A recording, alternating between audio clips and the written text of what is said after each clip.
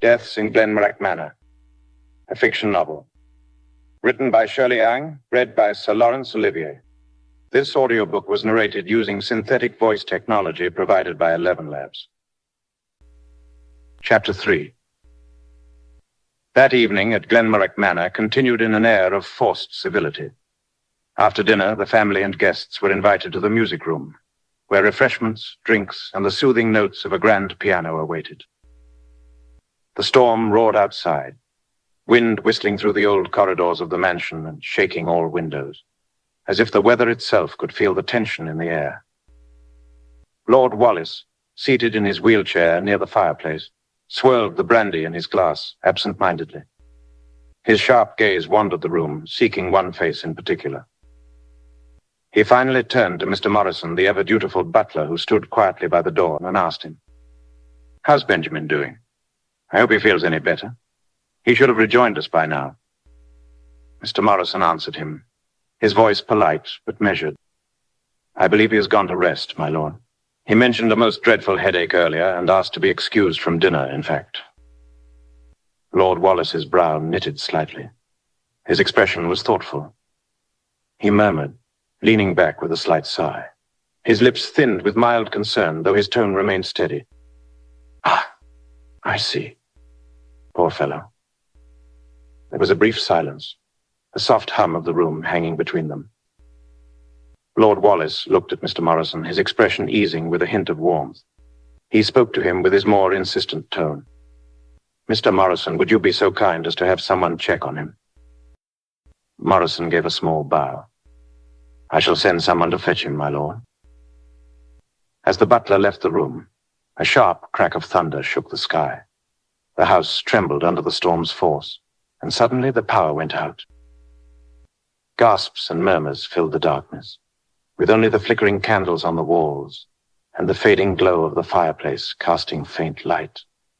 Then, a scream. A shrill, chilling scream echoed through the halls, sending a shiver through everyone in the music room.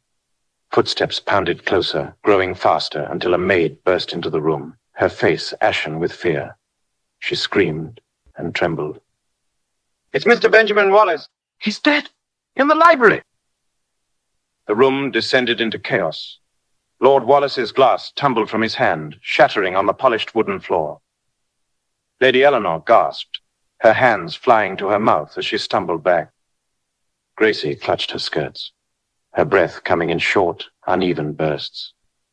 Anthony, standing near the entrance, appeared stunned.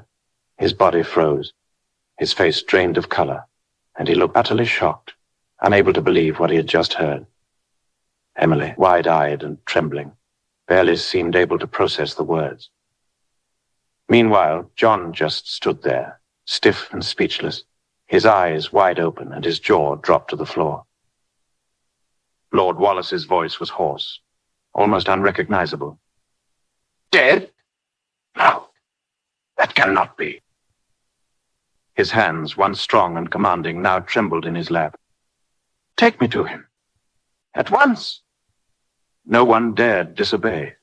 Lady Eleanor hurriedly approached Lord Wallace, and with trembling hands began to push his wheelchair towards the library where Benjamin was found lifeless. The group moved together, their movements deliberate and wary as they navigated the shadowy corridors, lit solely by the faint glow of candlelight. Outside, the storm howled, flashes of lightning briefly lighting their path in ghostly bursts.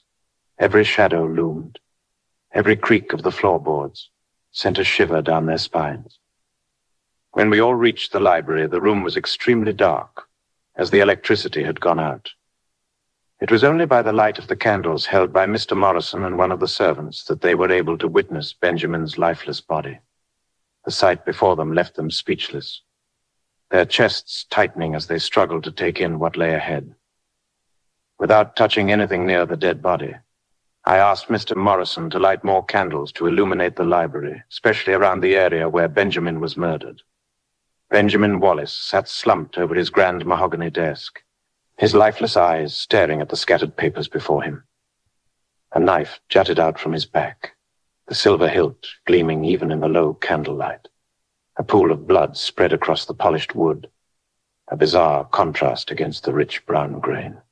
The scent of iron hung thick in the air. Lord Wallace shook his head in disbelief at what he saw, as his eyes fell on Benjamin's lifeless body. A choking breath came out of his lips, his face painted color. His trembling hands gripped both arms of his wheelchair, his knuckles white as he struggled to stabilize himself. "Oh, dear God! Benjamin!" He choked, his voice breaking under the weight of sorrow. His breathing was ragged and uneven, his chest rising and falling as sobs shook his body. Tears brimmed in his eyes before sliding down his pale cheeks. He shook his head, disbelief etched in every movement. His shoulders trembling as a broken, grief-stricken cry escaped him. His voice was barely a whisper, full with anguish. "Not Benjamin. Not my son. Not like this." His body trembled, and he slumped in his wheelchair, burying his face in his hands, as grief consumed him. I immediately warned them to stay back and keep their distance. "No one should come closer, and don't touch anything in this room." Gracie's face turned pale and stricken with disbelief, as if the very air around her had turned heavy with sorrow. Her eyes flickered toward Benjamin's lifeless body, and a shudder ran through her. Benjamin had been a good man, a man who had shown her kindness despite their arranged engagement. She had respected him, more than she had perhaps ever admitted. And now, seeing him like this, a deep ache filled her chest. She whispered, her voice trembling as if the words themselves weighed 1,000 pounds. Who would do such a thing? He didn't deserve this," she whispered, her voice broken, filled with a sorrow.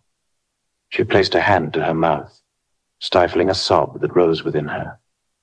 Her heart clenched in sorrow for the life so cruelly taken, and for the future that Benjamin would never have. Anthony's normal, steady composure wavered as he stepped back, his chest rising and falling in quick, uneven breaths. His gaze flickered around the room as if trying to make sense of what lay before him. His voice was barely above a whisper. This is madness." A strangled sob tore from Eleanor's throat, and she collapsed against Robert's chest. She was sobbing, her fingers gripping her brother's shirt, as though Robert were the only thing keeping her upright. No, this cannot be happening. Robert, our brother is dead."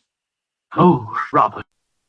Eleanor's sobs grew more frantic, echoing through the room.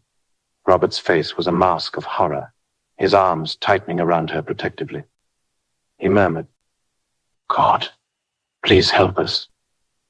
Then I saw Rosie standing next to Lord Wallace.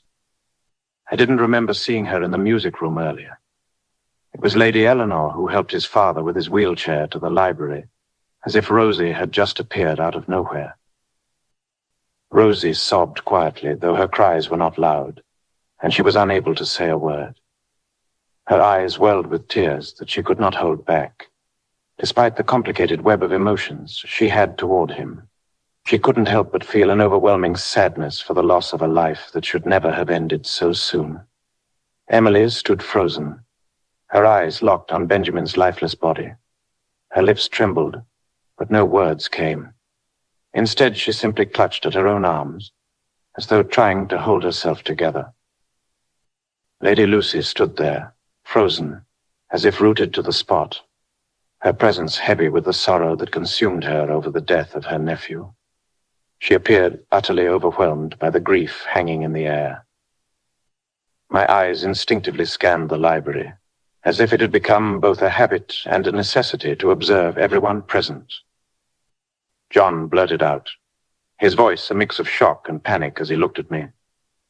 "What are we supposed to do now, mate?" I didn't flinch.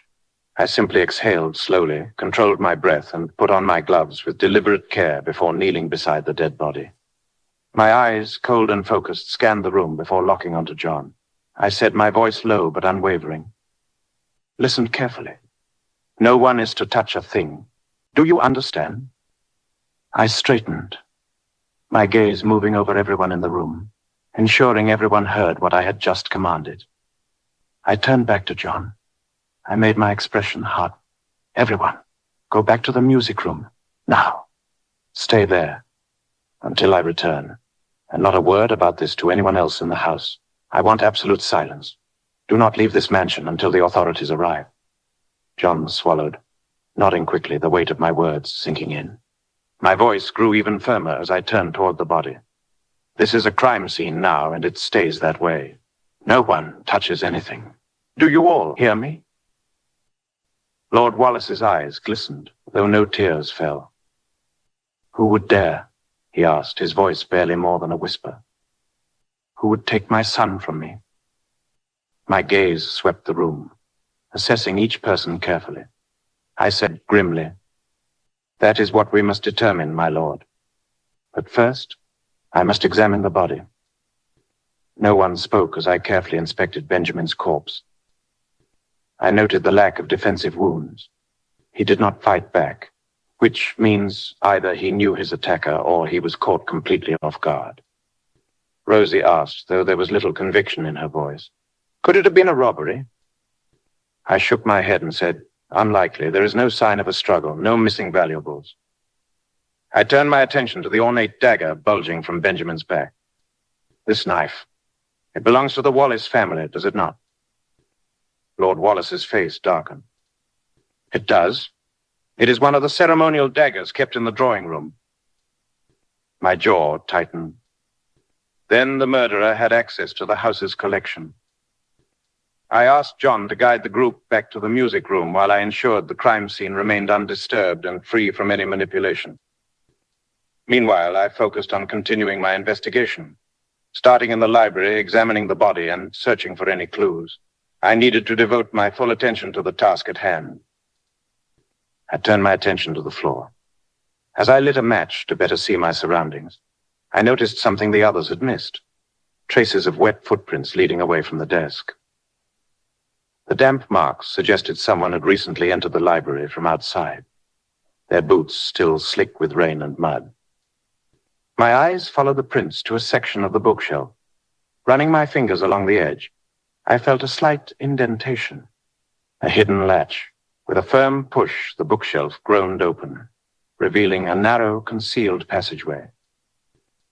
I saw there was a hidden door there. "This house is full of secrets," I murmured. Taking a candle, I stepped into the hidden corridor. The air was full of dust, the scent of damp stone and old paper surrounding me. I followed the winding path, my footsteps echoing softly. The passage twisted through the house, leading me downward until I arrived at a door that opened into a small, dimly lit mudroom at the back of the mansion. Scanning the room, my gaze fell upon a pair of freshly wet, muddy boots hastily tucked behind the shoe rack. In the flickering candlelight, I could barely make them out, but as I stepped closer, realization dawned. Those were Robert Wallace boots. Instantly, my thoughts drifted back to that afternoon when we crossed paths with Robert in the long corridor. He was wearing those same black boots, adorned with the 2 yellow stripes. I recalled clearly how, back then, the boots had appeared muddy and damp, no doubt from the vineyard work. Yet, more than 8 hours had passed since then, and they should have had ample time to dry by now. But as I looked at the pair of boots before me now, they were still wet, as though he had only just stepped in from the rain. A strange feeling stirred within me, as I silently pondered how this could be. Had he somehow been outside recently, despite the weather? My mind began to fill with questions, but none seemed to fit the puzzle. There was something about all this that felt off. Everyone was back in the music room. I was left alone in the library, accompanied only by Benjamin's corpse. Under the candlelight in the library, I took a piece of paper and pressed it over the wet, muddy boot prints, still fresh like someone just stepped into the mansion from the heavy rain outside. A very clear boot outsole pattern was left by Benjamin's killer. To clarify the size and shape of the outsole pattern, I traced the outline of the boot prints. I exhaled slowly, the weight of the discovery settling over me. I had found my first major clue, but the night was far from over.